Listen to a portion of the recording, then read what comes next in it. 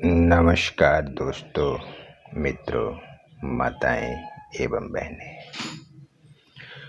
आज गीता सार में हम परमात्मा का ध्यान करेंगे। ओम। हे परमात्मा, मैं आपका दास हूँ, मैं आपका अंश हूँ, मैं जन्म जन्म से आपका दास हूँ। हे परमात्मा, हमें बुद्धि दें, हमारा मार्ग प्रशस्त करें।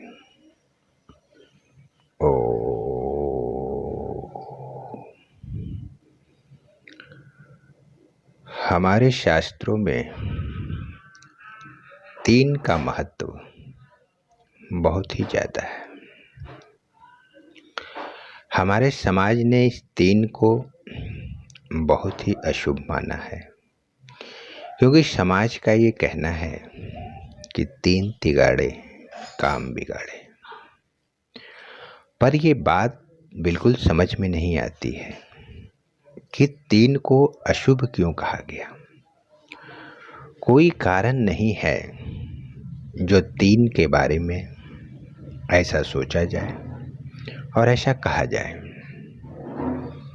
क्योंकि जब हम 3 पे ध्यान देते हैं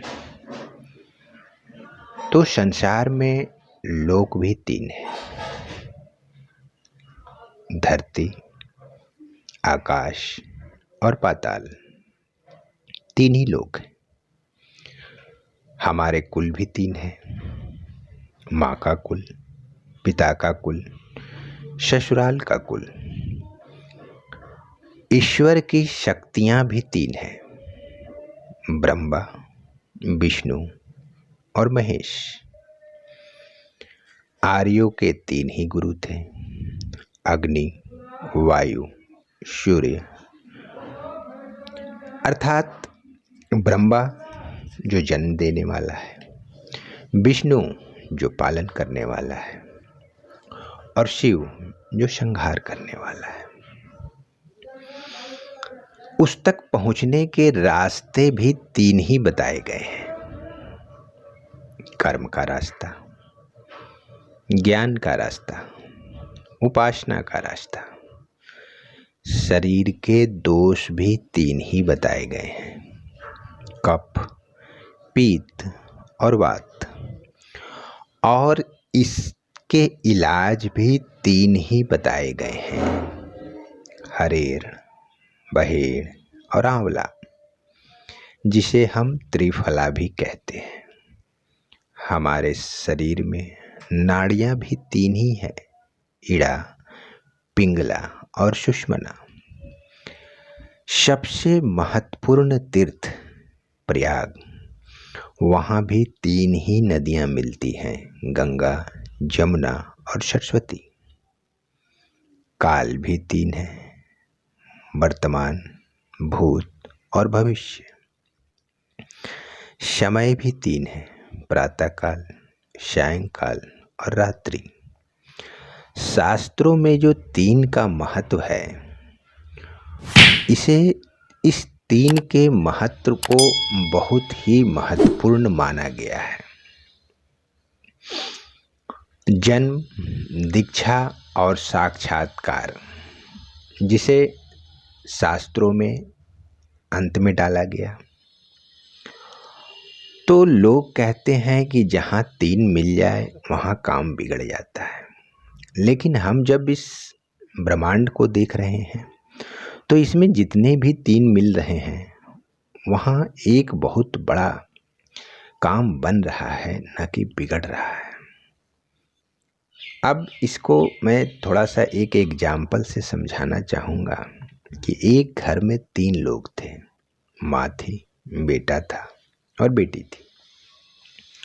तो बेटे की शादी नहीं हो पा रही थी, तो बेटा निराश हो गया।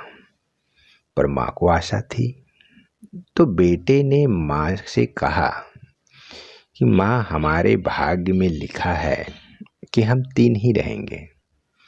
तो माँ ने कहा कि बेटा, शुभ नहीं बोलते, कल तेरी शादी होगी। बहू आएगी और हम 4 हो जाएंगे।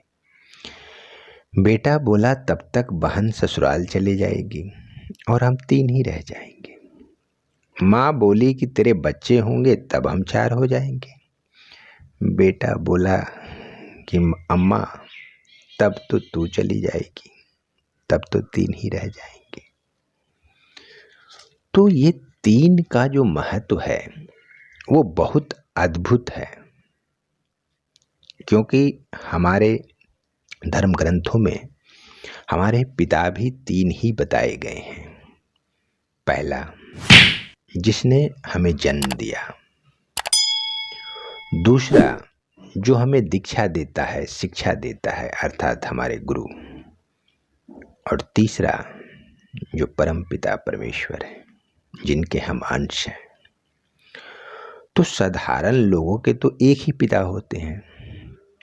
अब यह हम जब मानकर चल रहे हैं कि हमारे 3 पिता हैं, तो हम ये कोशिश तो कर सकते हैं कि हम तीनों में से किसी एक जैसे बन जाएं।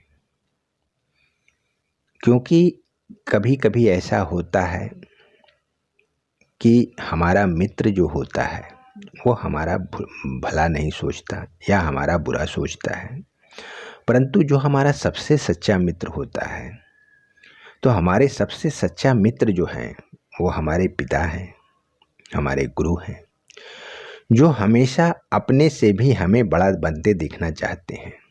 तो एक पिता जिसने जन्म दिया वो हमेशा चाहेगा कि तुम्हारा दुनिया में नाम हो, यश हो।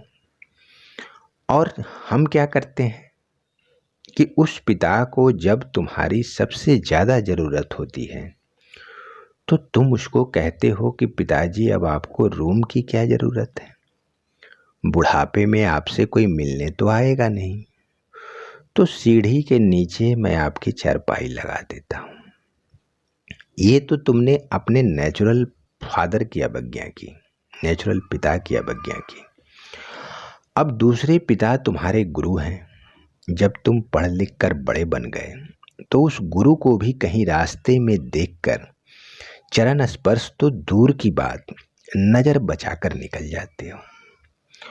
और तीसरा पिता परम पिता परमेश्वर, उसके साथ तुमने क्या किया कि जब नोटबंदी हुई तो 500 का नोट भगवान पे चढ़ा दिया।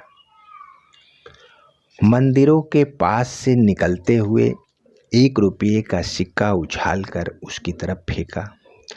अब सोचो, जिसने तुम्हें सब कुछ दिया उसे तुम 8 आना 1 रुपया देकर उसका अपमान ही तो कर रहे हो। घर में पूजा भी रखते हो तो ब्राह्मण के चरण स्पर्श करते हो, उसे भोजन भी कराते हो, उसकी हर इच्छा पूरी करते हो, और जिसने सृष्टि बनाई उसकी तरफ 1 रुपये का सिक्का उछालते हो। यह परम पिता परमेश्वर का अपमान नहीं तो और क्या है।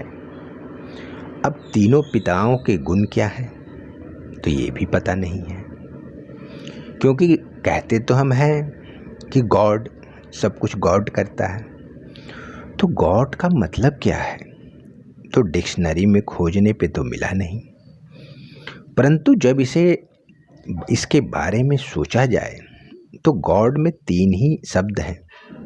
जी का मतलब है जनरेटर, ओ का मतलब है ऑपरेटर, और डी का मतलब है डिस्ट्रॉयर।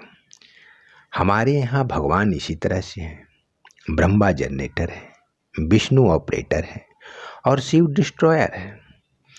जितने भी हम उनके नाम लेते हैं यह सब गुण हैं उनके।